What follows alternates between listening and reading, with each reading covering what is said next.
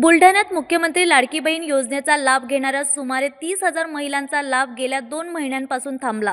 महिला व बालकल्याण विभागाने अंगणवाडी सेविकांमार्फत सर्व महिलांची पडताळणी सुरू केली आहे।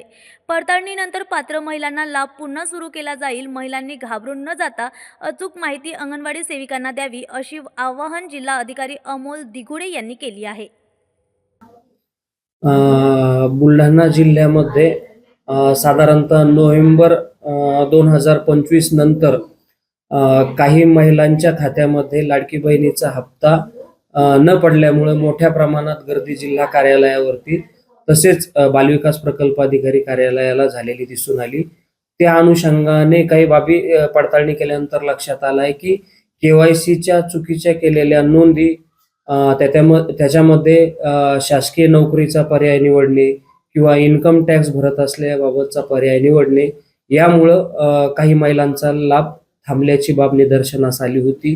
या अनुषंगाने केवायसीचा पर्याय पुन्हा उपलब्ध करून देण्याबाबत जिल्हा स्तरावरून तसेच मान्य जिल्हाधिकारी महोदय यांच्या मार्फत आपण वरिष्ठ कार्यालयाशी पत्रव्यवहार केला होता। त्यामध्ये काल झालेल्या बैठकीत शासन स्तरावरून निर्देश प्राप्त झालेले आहेत की ज्या पात्र महिला असतील आणि केवायसीच्या चुकीच्या नोंदीमुळे जर त्या लाभापासून वंचित राहिले असेल तर त्यांनी भिवून जाण्याचे कारण नाही।